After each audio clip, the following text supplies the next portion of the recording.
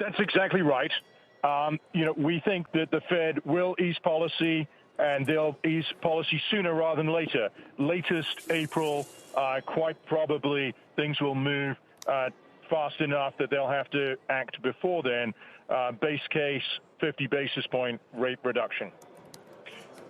We're down now more than 900 points on the Dow, Krishan. Here we go again into the close. The market's pricing in a rate cut as soon as March. That doesn't seem to be giving any comfort, though, for equity investors. So do you think it'll have much of an impact on the markets if the Fed does move? So I think there are a couple of things here. First of all, as you kindly pointed out a minute ago, I don't think the Fed's head is there yet. I think it won't be long before they pivot, but I don't think they have pivoted yet. So there's no direct support to market confidence. And I think it's important to recognize, too, that the Fed is at pains not to look like it's responding to equity market sell-offs from record highs. What they would, in my mind, definitely should be responding to is obviously the developments in the virus itself and the prospect of a very persistent and serious hit to activity globally.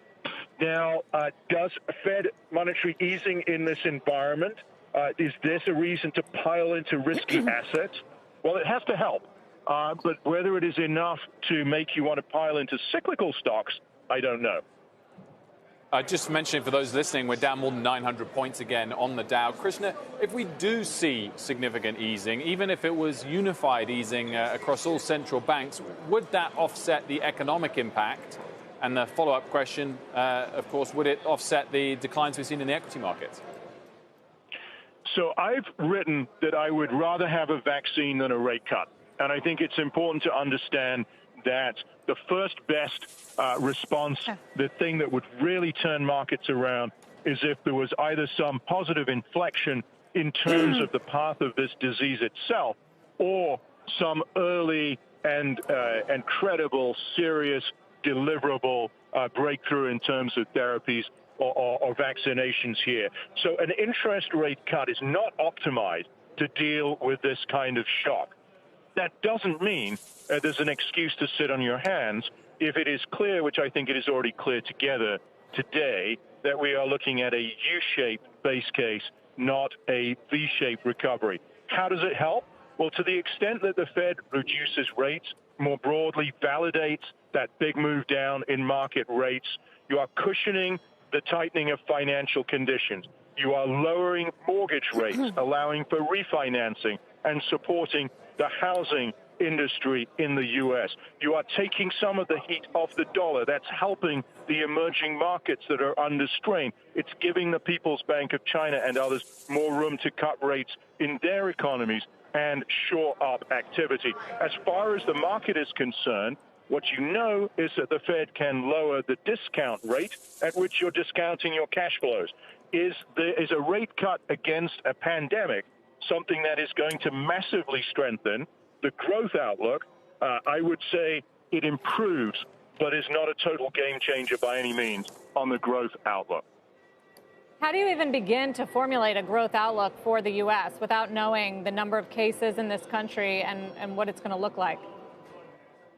I think it's incredibly difficult, and I totally respect those at the Fed who say, look, there's so many unknowns here, we can't jump to a decision at this point. But I think we know enough. I think we know enough to already justify, more than justify, rate reductions from the Fed. In terms of our own views of how the economy is going to evolve here, you're absolutely right. There's huge variance here. And it's still possible that given solid consumer fundamentals, good labor market, and so on, that the U.S. could prove surprisingly resilient here. But let me tell you what worries me. It is the fact that through screwing around on trade policy and other geopolitical type issues in 2018-19, we already reduced the other drivers of growth. Right, we've been flying the plane on one engine, no business investment for a while, no net trade for a while. It's all been consumer, consumer, consumer. What has helped the U.S. economy grow a trend, kept the global economy out of recession, has been the nexus of consumers, the service sector, and the labor market. The shock we have now in terms of the virus threatens that iron triangle of the consumer, the services sector and the labor market.